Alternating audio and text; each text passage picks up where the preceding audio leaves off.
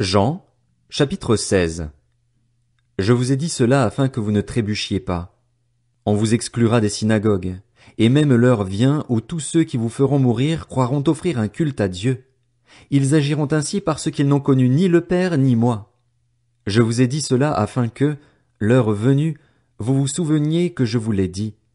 Je ne vous en ai pas parlé dès le début parce que j'étais avec vous. Maintenant je m'en vais vers celui qui m'a envoyé, et aucun de vous ne me demande « Où vas-tu » Mais parce que je vous ai parlé ainsi, la tristesse a rempli votre cœur. Cependant, je vous dis la vérité, il vaut mieux pour vous que je m'en aille. En effet, si je ne m'en vais pas, le défenseur ne viendra pas vers vous.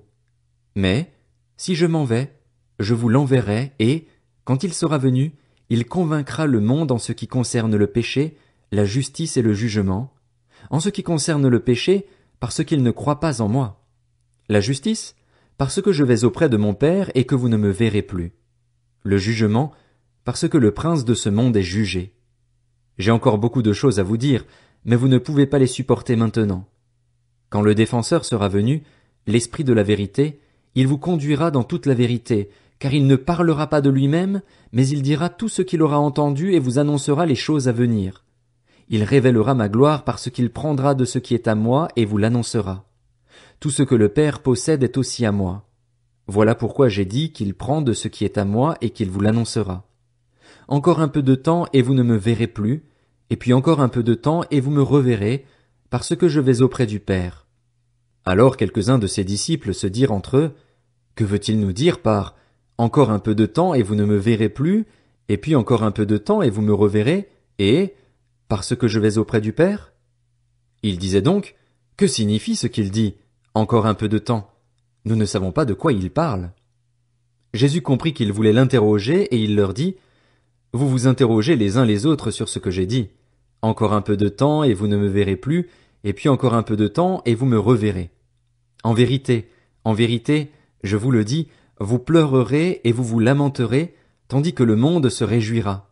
Vous serez dans la tristesse, mais votre tristesse se changera en joie.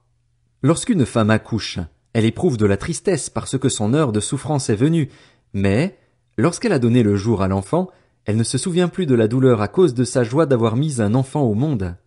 Vous donc aussi, vous êtes maintenant dans la tristesse, mais je vous reverrai et votre cœur se réjouira, et votre joie, personne ne vous l'enlèvera. Ce jour-là, vous ne m'interrogerez plus sur rien.